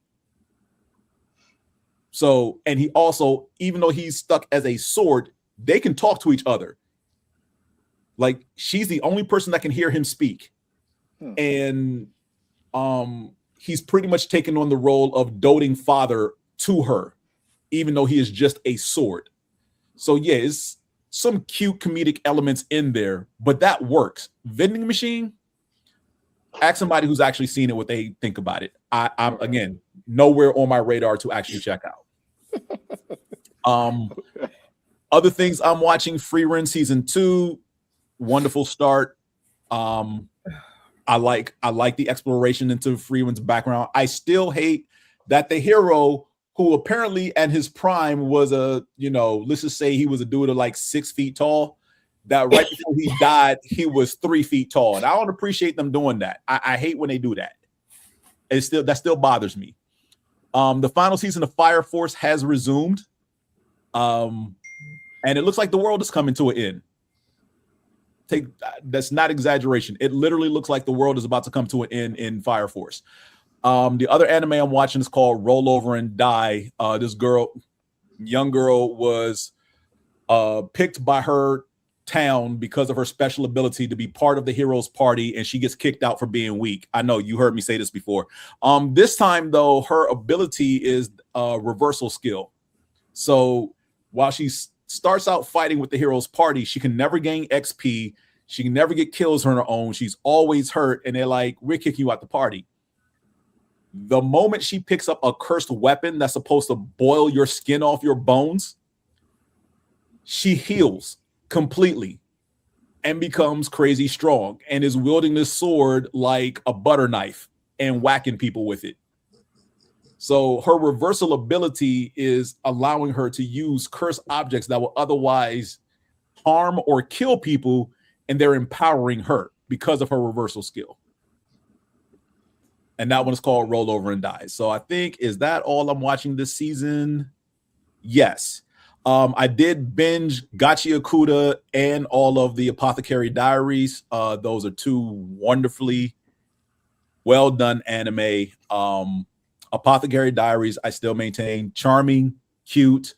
The next time a woman inappropriately touches you and makes a joke, just tell her that it is definitely bigger than a frog.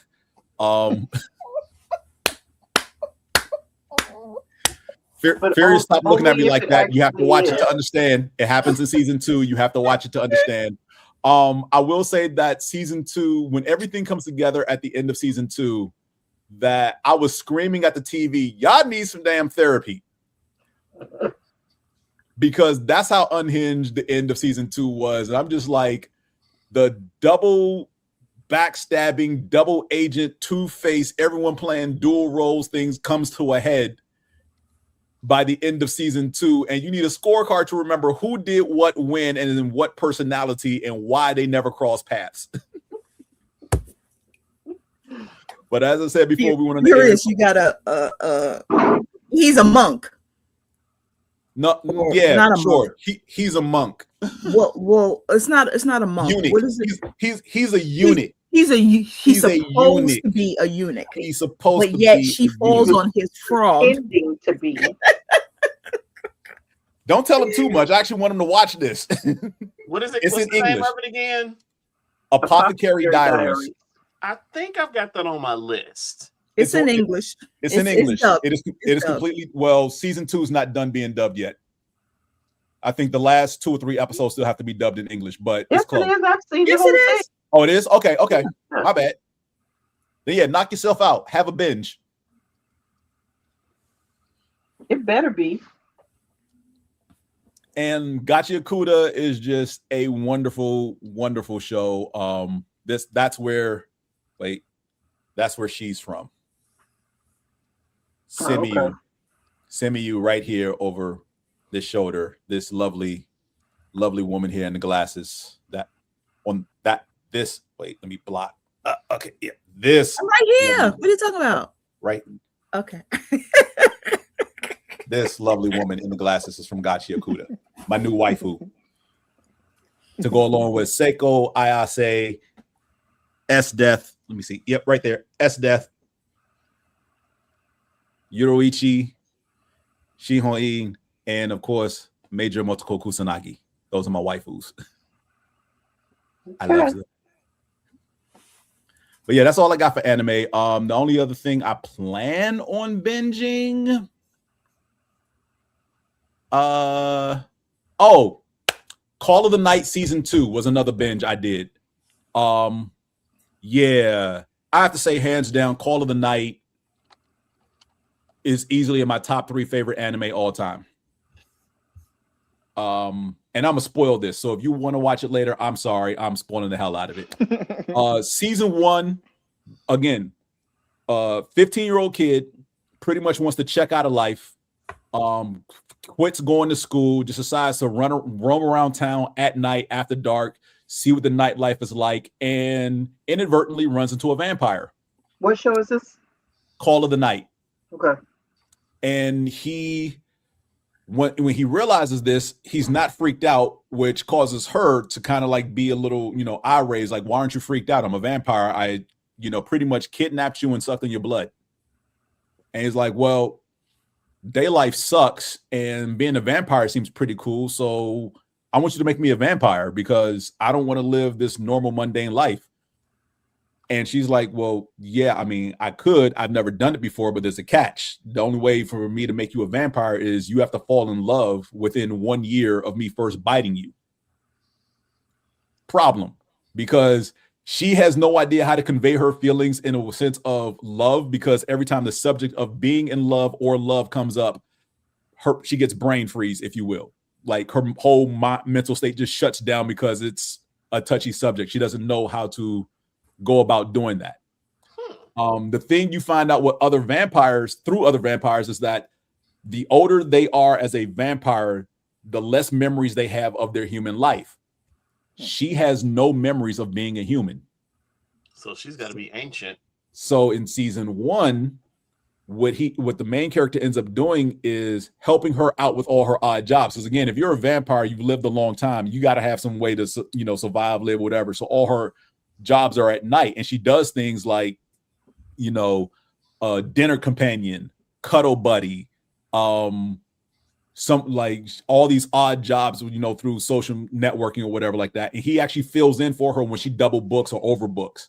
So he fills in being a cuddle buddy for an office worker who's completely burnt out. He ends up going to dinner with some dudes that they normally see walking the street drunk because they could do bar hopping after work and just chats with them. So he's basically just learning what life is like, period, just beyond his high school years, seeing adults and how they function or not function. And it's very charming in that he understands that he's not the only one going through things and struggling with getting up and doing the day-to-day things. He knows now that adults are struggling with it too. And that's all season 1. Season 2, a detective is basically trying to kill all vampires. Okay. But the detective has a history with our main vampire girl, and then we find out why she has no memories of being a human. And I'm gonna spoil this one thing. The reason she has no memories of being a human is because she was born as a hybrid. Because her mom is a vampire, her dad was human. She was born as a hybrid. Okay. That's why she has no memories of being a human. She was never human. But yeah, the way season 2 worked itself out, again, people need therapy. And season 2 could have alleviated a lot of problems between that detective and our crew of vampires and our main human character. But yeah, she did not get therapy. She decided she was going to grow up and kill vampires. So, but yeah, Call of the Night, easily top 3 all-time favorite anime. Because my gosh, that show is so wonderful. And if you want something on the ecchi side with a lot of fan service, you can watch Chain Soldier season 2. Wait, what was the name of the one you were just talking about again? Call of the Night. Call of the Night. It's on High Dive. So it's not on Crunchyroll? It's not on. No, I'm sorry.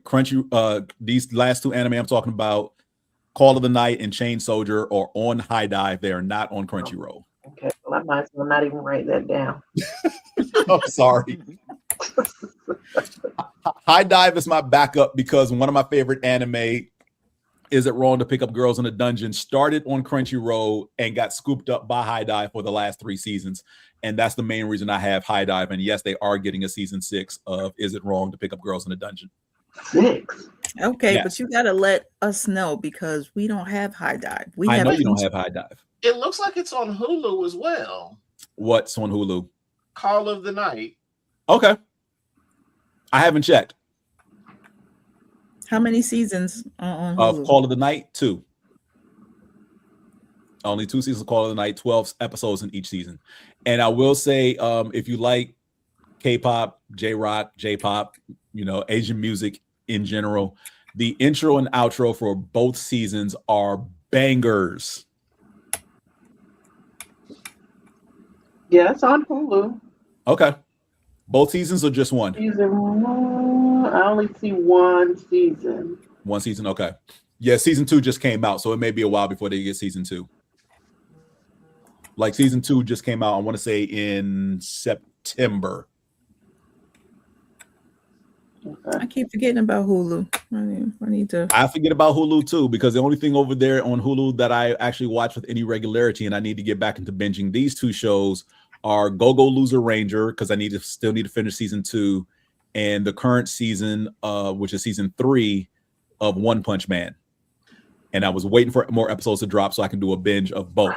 So I can finish season 2 of Go-Go Loser Ranger, and I can catch up on One Punch Man season 3. And just as a quick aside about Hulu, allegedly Disney is going to be phasing out the standalone Hulu app.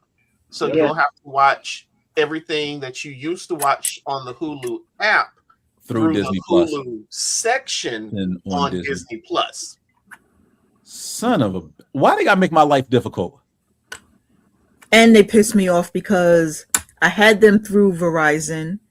And when the kids upgraded their phones, I had to change my plan. So now I'm paying. Before I had them all and I had no ads.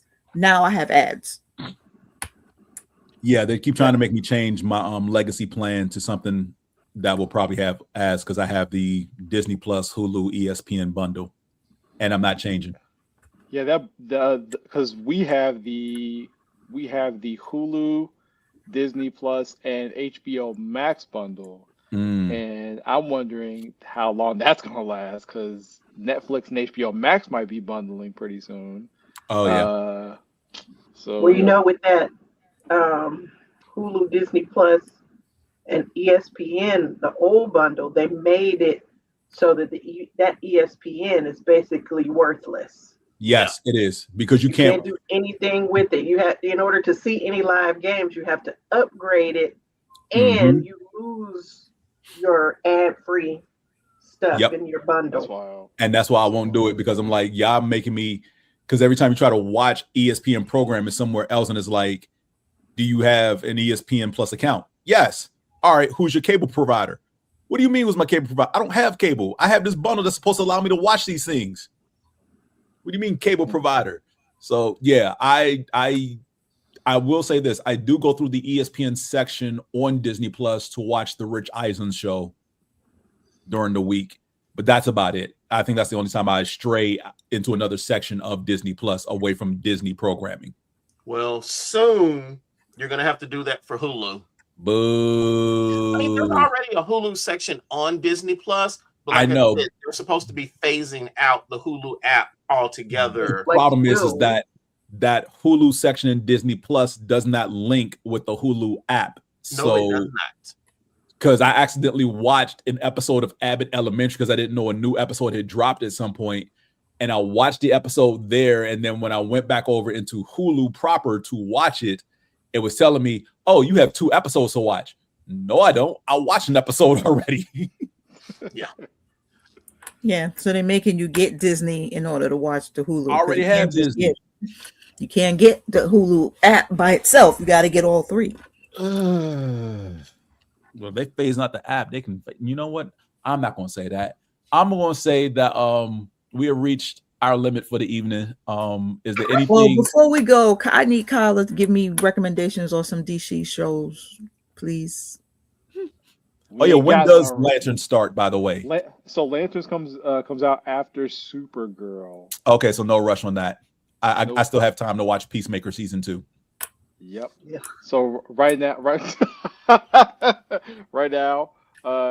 it's a little dry over here as far as new DC shows.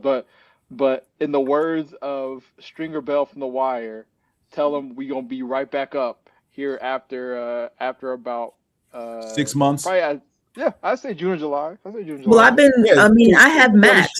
Supergirl is June 6th.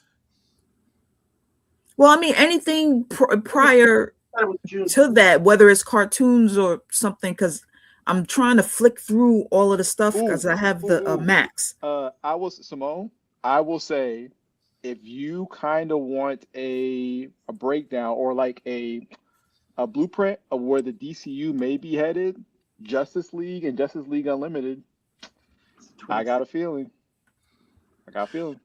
Sorry, June 26. My bad. Be careful of that because they killed Stringer Bell. Yeah, June 26th is Supergirl. I'm just miffed that there is nothing DC's putting out between now and Supergirl. Like literally nothing at all. Not even direct to video movies in animation. Nothing. So when we did the whole what was it, Crisis? Mm-hmm. The three movie set of Crisis, they literally have not done anything since then except another Batman Ninja movie, which nobody asked for.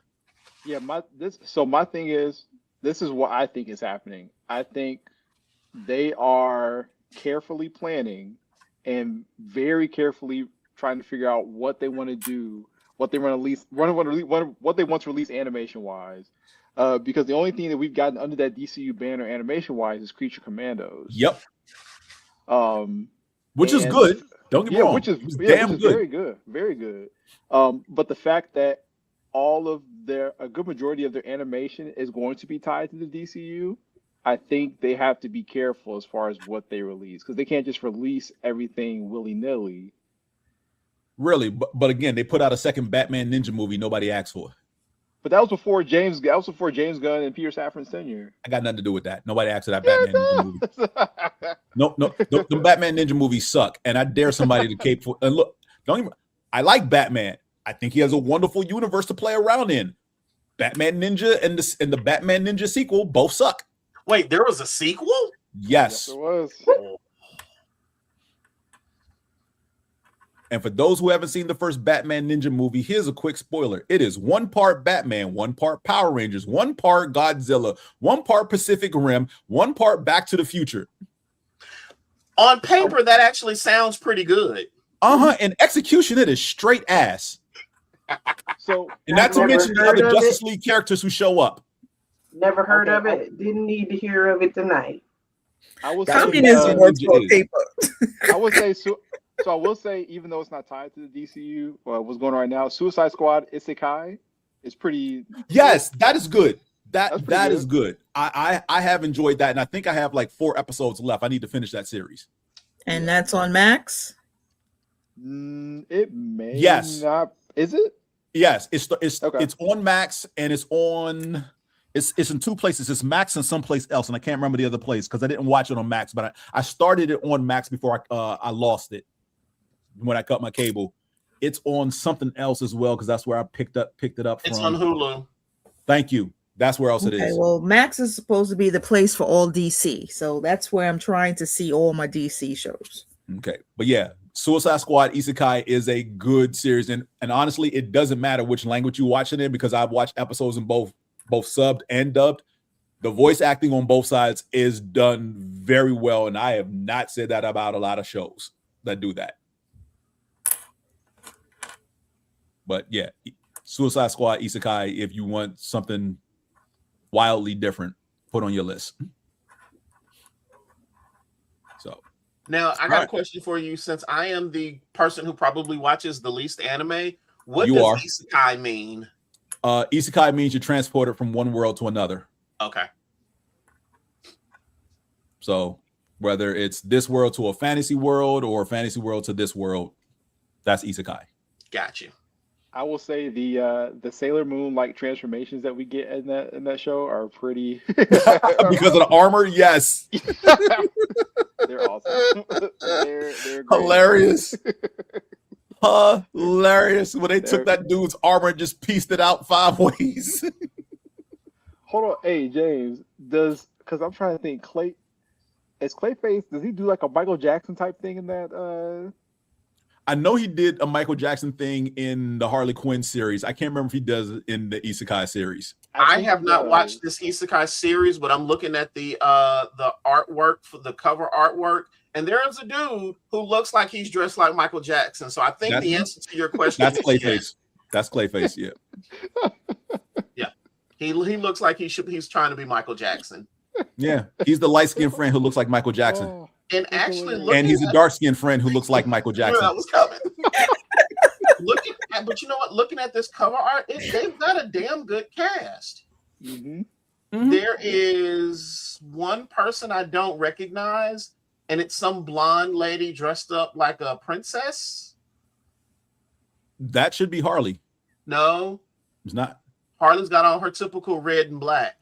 The women in this picture, in this piece of art, are Harley, Amanda Waller. Who's the ninja with the sword that takes your soul? Katana. And then there's this other lady who, like I said, she's a blonde white lady dressed kind of like a princess. Oh, because she is. She's a princess in that world. Yes. Oh, okay. Yeah, that's the princess of that world. Gotcha. Check it out. Because the squad is King Shark, Peacemaker, Rick Flag, Katana. Harley, Deadshot, Clayface, Deadshot. Yeah, Joker and Katana. I keep forgetting Joker's in there. Katana. Oh, and they're not the only ones because who is it? Mind power, brain manipulation, not Gorilla Grodd. Wait, is it Grodd? He's not in this cover art that I'm looking at. I know he's not in the cover art, but he does pop up in there. I want to say Grodd shows up. If not okay. Grodd, like somebody with it's another villain that pops up. Roughly halfway through, you find out he's using because he's got mental powers to control everybody. I keep forgetting who it is. James, I just posted the cover art in the private chat if you want to take a quick look at it. Yeah, he's not on the cover art. Okay. Because again, it's a surprise when he does show up because it's kind of like, oh, that dude is in here too. Gotcha. But yeah, it's either like I don't want to say Mad Hatter, but it may be because I'm trying to think of everybody with mental manipulation powers on the villain side in DC, and Mad Hatter and Grodd are the first two to come to mind, but I can't remember if it's actually one of them or not. But yeah, they do pop up. So, okay. All right. Let's wrap this up for the evening. Final thoughts, suggestions, what to watch, or anything of the matter, starting with Simone. Get Apple TV. Kyle. Game of Thrones on Sundays. Fallout on Tuesdays. Next week is the finale. Yeah. Be good, everybody. Furious. If you've got access to Paramount Plus, watch Star Trek Starfleet Academy. Okay. Teresa? I have to get that just on a trial basis. I agree with, I don't know where this mouse came from, but I agree with Furious Mouse Jenkins. And and watch The Pit on HBO Max. Awesome. And I am going to say, if you have Crunchyroll, find a rabbit hole, jump down it. You'll never be disappointed. You'll always stay in that rabbit hole. Trust me, I'm still in it. You're welcome. It's not a rabbit hole anymore. It's not a rabbit hole if it takes you to the center of the damn planet. I'm not at the center of the planet yet. I'm still running around different layers. Save it for next time, YouTube. Until next time, like, comment, subscribe to all the content here we have on Moana Nui, and we will see you sometime next month where we will do a full recap of Wonder Man. Good night. Good night. Later.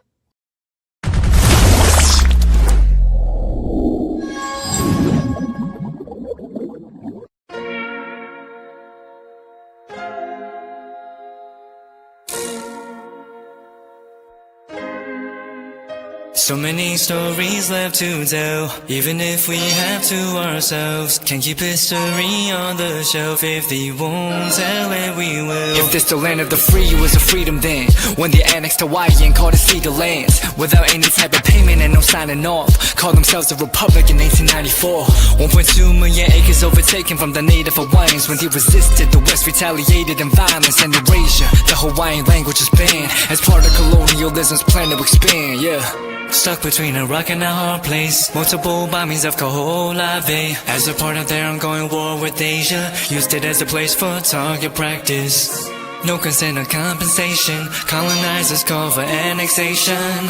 No work out for all the locals. School will never let you know. So many stories left to tell, even if we have to ourselves. Can't keep history on the shelf. If we won't tell it, we will. Too many stories left to tell, even if we have to ourselves. Can't keep history on the shelf. If we won't tell it, we will. We will. So if you put Hawaii in a perspective, well, Black and Asian history is interconnected. Considering the fight with the Pacific, then of course, versus Asia, they was treated as a middleman for war, but didn't let the Western colorism run its course, cause dark skin was a sign of dignity to core. The land was taken in the name of capitalism, when prior to it was an actual kingdom. Clap back at the system. Stuck between a rock and a hard place. Multiple bombings of Kaho'olawe as a part of their ongoing war with Asia. Used it as a place for target practice. No consent or compensation. Colonizers call for annexation.